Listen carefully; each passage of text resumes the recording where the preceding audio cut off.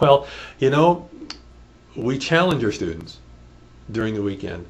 Um, we challenge their limitations, as in their limiting beliefs between their two ears. We cause them to stretch what is possible. We challenge some of the restrictions that we as people, we as a society have placed upon what we can and cannot do. You see, and I'm guessing probably I'm going to say all indigenous cultures have, and they may say it in different ways, but the philosophy, and one of the philosophy is that we are all one, that we are all connected. And what's interesting is that quote unquote modern science is starting to validate that very fact.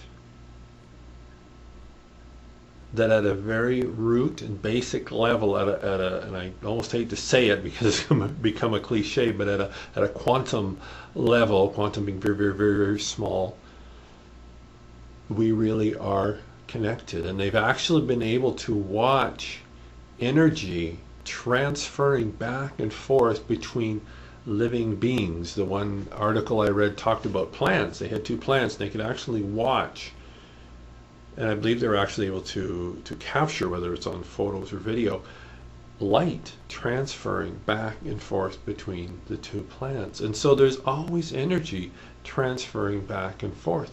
Just because we can't see it does not mean it's not there. Now, here's a really interesting thing. You know, us humans, we are an interesting species. You know, for this instance, this video, whoever happens to be watching this video, it's undoubtedly went through who knows how many thousands and tens of thousands of miles of fiber optics and cables and satellites. So think about this. Here you have this satellite dish, and then somewhere else, wherever, you have another one, and it's bouncing these signals off. Now, we can't see the signals. Most of us, I know I don't know how the whole satellite technology works and whatnot. But just because I don't understand exactly how it works, and just because I don't see it or can't see it with my eye, does not mean it's not there. Cell phones, I mean, we all have cell phones now, right? There are radio waves that are flowing around us, around you, through our bodies all the time. We can't see them, but we just trust they're there, and we have no problem with picking up our cell phone and dialing somebody across the street or across the world and just knowing that it will work. Yet, when we think about, or when somebody suggests the fact that we as people, and in this case as a Reiki practitioner, can affect change over a distance, we go, oh God, no, that just doesn't make sense. Or, as it seems to so often be the habit with these type of things that we don't understand, is we tend to moralize it as to something either good or bad. You see, Reiki, like many energy healing modalities, works with that aspect of ourselves, that it's not somehow magical. It's actually not that it even defies the laws of, I'm going to say, space and time.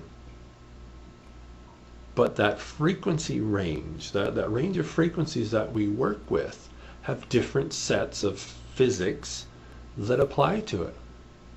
Using the example of a radio wave again, a radio wave can go through walls, right? And I'm betting you can't. I know I can't, but the radio wave can.